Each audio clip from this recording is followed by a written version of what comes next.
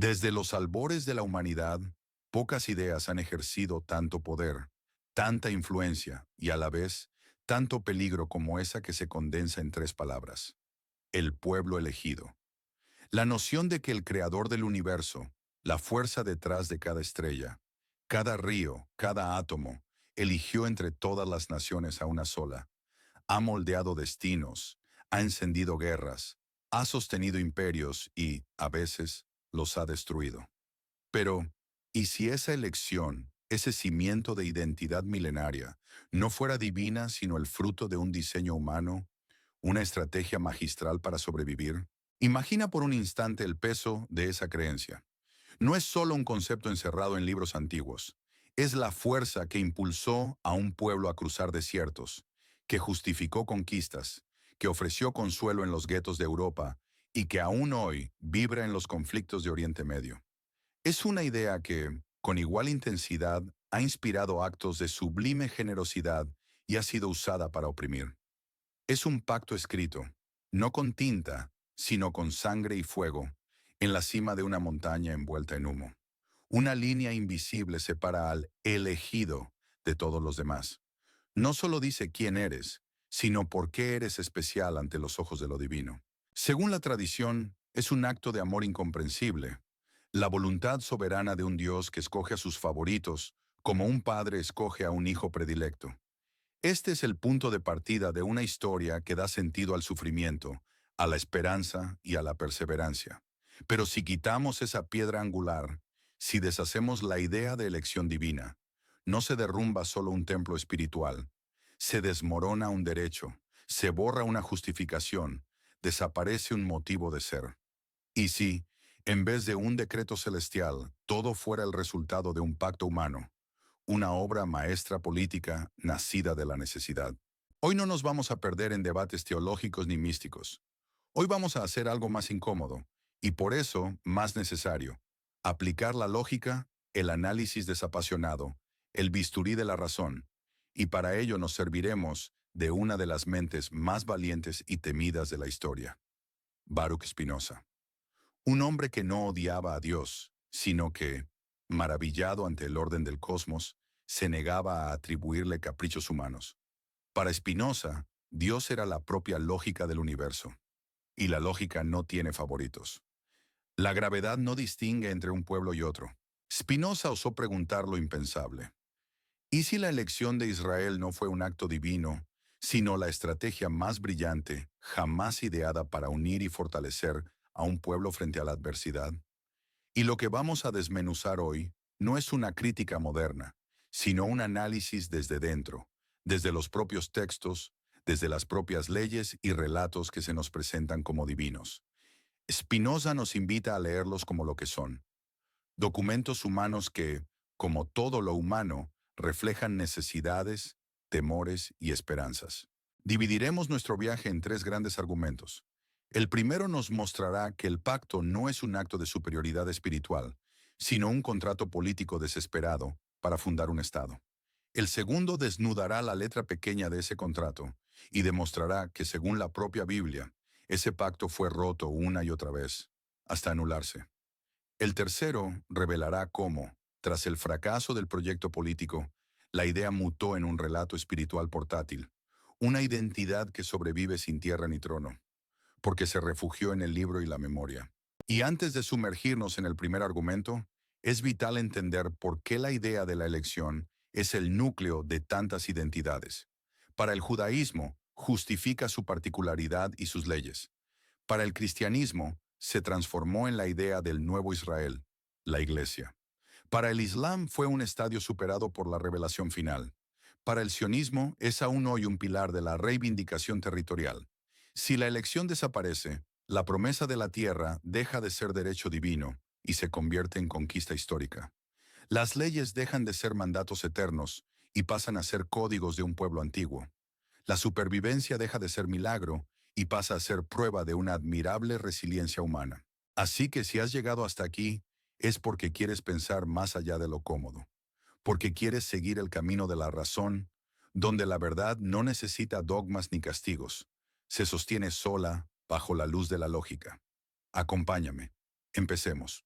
Ahora vamos a mirar de frente el primer argumento, el que rompe la ilusión inicial. El pacto, que durante siglos se presentó como un acto de amor divino, al mirarlo con los ojos de la razón, se revela como un contrato político, pragmático y audaz. No era un misterio celestial, era la herramienta necesaria para fundar una nación en un mundo despiadado. Pongámonos en la piel de un antiguo hebreo. No tienes patria, no tienes ejército, no tienes un rey que imponga su poder. Estás rodeado de imperios colosales. Al sur, Egipto, con sus carros y faraones. Al norte, las potencias de Mesopotamia. Tú y los tuyos sois un puñado de tribus, nómadas o seminómadas, que apenas logran sobrevivir. ¿Qué harías? Necesitas unidad.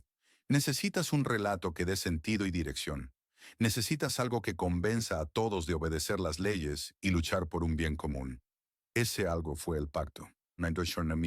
El pacto no prometía el cielo, ni una vida eterna de bienaventuranza. Prometía cosas muy concretas, cosas que en tiempos de hambre y guerra eran más valiosas que cualquier otra. Tierra fértil, abundancia de cosechas, victoria en el campo de batalla, protección contra las enfermedades. A cambio exigía lo que cualquier soberano exige de sus súbditos: lealtad absoluta, obediencia sin fisuras. El monoteísmo en este contexto no es tanto una verdad espiritual como un requisito político. No tendrás otros dioses porque no puedes servir a dos señores y porque en la unidad está la fuerza. Spinoza lo vio con claridad. Los libros del Éxodo, Levítico, Números y Deuteronomio son el equivalente a una constitución. El Dios de estos textos no es una abstracción metafísica, es legislador, es general, es rey. El pacto es el contrato entre ese rey y su pueblo. Las leyes de la Torá son un código detallado que regula desde lo más elevado hasta lo más mundano: la propiedad, los impuestos, la higiene, la guerra, el comercio, la convivencia. Este Dios promete proteger al pueblo elegido, pero no gratis. Todo es condicional. Cumple y serás bendecido. Desobedece y serás destruido. El paralelismo con los tratados de vasallaje de los grandes imperios es evidente. El preámbulo del pacto recuerda los favores recibidos. Yo soy Yahvé tu Dios, que te saqué de Egipto. Las cláusulas detallan las obligaciones y los castigos. Nada de esto es misterio. Todo es estrategia. La elección en su origen no es un premio por ser moralmente superiores. Es un compromiso político, una alianza para sobrevivir. La genialidad de ese diseño es transformar la obediencia política en devoción religiosa. Así, desobedecer no es solo un crimen, es un sacrilegio. Unir lo político y lo sagrado en un solo lazo es el movimiento más audaz de todos. Por eso el primer argumento de Spinoza no ataca la historia bíblica. La despoja de la bruma del mito y deja a la vista el andamiaje de una estructura política disfrazada de mandato divino. La elección fue la bandera de un proyecto nacional, el pacto, el contrato para realizar ese proyecto, la Torá, su constitución, y la Biblia, el acta fundacional de un pueblo que necesitaba, por encima de todo, existir. Pero si todo esto es cierto, si el pacto fue un contrato político camuflado de alianza sagrada, entonces podemos hacer la siguiente pregunta. ¿Qué pasó cuando ese contrato fue violado? Porque si lo redactaron los hombres, debía tener las huellas de las pasiones humanas, sus temores, sus contradicciones, sus claudicaciones. Aquí es donde entramos en el segundo argumento de Spinoza: la letra pequeña, las condiciones, las traiciones, el contrato roto. Aquí es donde la historia del pueblo elegido empieza a mostrar sus grietas más profundas. El pacto desde el principio estaba lleno de advertencias. No era un amor incondicional, no era un lazo eterno, era un acuerdo bilateral. Yo os protejo, vosotros obedecéis. Si falláis, yo os castigo. Deuteronomio lo dice sin rodeos. Bendiciones si cumplís, maldiciones si no. Y la historia de Israel, tal como la cuenta la Biblia, es la crónica de esa relación turbulenta. Los jueces, los reyes, los profetas, todos repiten el mismo drama. El pueblo se aparta, Dios se enfurece, llegan los castigos, plagas, derrotas, exilios, y a veces un perdón condicionado, una tregua momentánea, una segunda oportunidad que acaba en nuevo fracaso. Y el Dios del Antiguo Testamento no se comporta como un ser perfecto, eterno y sereno. Se arrepiente, cambia de parecer, siente ira, celos, frustración, amenaza y castiga, acepta ruegos y negocia con Moisés como un rey humano que se deja llevar por las pasiones. Para Spinoza, eso no es prueba de la divinidad, es prueba de su origen humano. Porque un ser omnisciente no se arrepiente. Ya sabía lo que iba a pasar. Un ser perfecto no se enfurece. No hay nada que le sorprenda ni le irrite. Lo que vemos no es al Dios de los filósofos, es al Dios de los legisladores y guerreros, un Dios literario, hecho a imagen de los reyes de carne y hueso. Así llegamos al núcleo del segundo argumento de Spinoza. El contrato estaba diseñado para romperse. No era un lazo eterno, sino un acuerdo condicionado, lleno de cláusulas de rescisión. Las páginas de la Biblia están repletas de estas advertencias. Desde el mismo inicio del pacto, el mensaje es claro. Obedeced y seréis bendecidos. Desobedeced y os cubriré de desgracias. Las maldiciones detalladas en Deuteronomio no dejan lugar a dudas. Hambre, peste, exilio, derrota, destrucción. Y lo que resulta más sorprendente es que la historia bíblica es la crónica de cómo ese contrato, una y otra vez, fue roto. El pueblo adora a otros dioses. Se mezcla con las costumbres de sus vecinos. Sus reyes traicionan los mandatos, se corrompen, buscan alianzas con imperios extranjeros en lugar de confiar en su Dios. Y el Dios del relato reacciona no como un ser impasible, eterno y perfecto, sino como un rey de la tierra. Se enfurece, se siente traicionado, castiga, amenaza, se arrepiente, cambia de opinión, destruye lo que había prometido proteger. ¿Qué clase de ser omnisciente puede arrepentirse? ¿Qué clase de ser perfecto puede ceder ante los ruegos de un hombre, como Moisés, y cambiar su plan? Spinoza nos pide que miremos de frente esa contradicción. El Dios del pacto es un Dios hecho a medida de las pasiones humanas. La historia llega al clímax con las grandes catástrofes nacionales. Primero, el reino del norte, Israel, arrasado por Asiria. Las 10 tribus desaparecen, se disuelven en la historia como un río en el desierto. Después, el reino del sur, Judá, destruido por Babilonia. El templo, el lugar sagrado, el centro del universo para los antiguos hebreos, reducido a cenizas. El exilio arranca al pueblo de su tierra, lo convierte en forastero, en paria. Desde la lógica del contrato, aquí debería acabar la historia. El pacto fue roto, el proyecto falló, el Dios que prometió protección se retiró, o el pueblo falló y recibió su castigo. Pero el relato no termina. Y aquí es donde comienza el tercer argumento, el más fascinante y el más revelador. El giro maestro de la historia, el momento en que un fracaso político se transforma en una idea indestructible. El contrato político que sustentaba al pueblo se había desintegrado. El templo ardió. La dinastía de David se extinguió. La tierra prometida fue arrebatada. Cualquier otro pueblo habría desaparecido, absorbido por el conquistador. Pero aquí surge un acto de genio. El relato cambia su forma. Se funde en el crisol del desastre y emerge como algo nuevo. Lo que era un acuerdo condicionado, un pacto político atado a una tierra, a un rey, a un templo, se convierte en una identidad espiritual. El pueblo elegido ya no necesita tierra ni trono. El pueblo elegido es el que mantiene la memoria, el que conserva la ley, el que observa el libro. Los escribas y profetas del exilio convierten el trauma en una narrativa de redención. El sufrimiento no es prueba de abandono, sino de elección. Es el castigo de un padre amoroso que disciplina a su hijo preferido. Es el precio de un destino especial. Lo que era signo de fracaso se transforma en prueba de amor. La identidad se vuelve portátil. Ya no vive en un lugar, vive en un texto. La Torá se convierte en el templo portátil, la sinagoga sustituye al santuario. El rabino reemplaza al sacerdote. La memoria sustituye a la tierra. Esta idea, forjada en el crisol del exilio, es indestructible. Ya no depende de victorias ni de reyes. Puede sobrevivir en Babilonia, en Alejandría, en Roma, en cualquier rincón del mundo. Spinoza veía en esto no el signo de un favor divino, sino la prueba de la inteligencia humana, de la capacidad de transformar una derrota en una narrativa que da sentido, fuerza y esperanza. La elección en este nuevo relato es inexpugnable. Si prosperas es porque eres elegido. Si sufres es porque eres elegido. Si vences es señal de bendición. Si eres perseguido es prueba de tu misión sagrada. La idea se vuelve inmune a la refutación. Ningún hecho puede desmentirla. Es el círculo perfecto, la narrativa definitiva. Spinoza nos muestra así cómo una construcción humana puede adquirir el poder de un dogma, de una verdad incuestionable, y nos invita no a despreciarla, sino a comprender su génesis, a admirar la resiliencia de un pueblo que supo convertir el dolor en identidad, el exilio en memoria, la derrota en esperanza. Pero también nos advierte del peligro.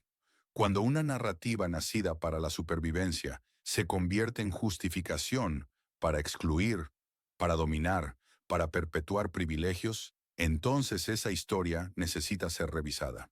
Porque el verdadero valor no está en creernos elegidos, sino en comprender que todos los pueblos, en su afán de perdurar, han construido mitos de elección, de destino, de misión.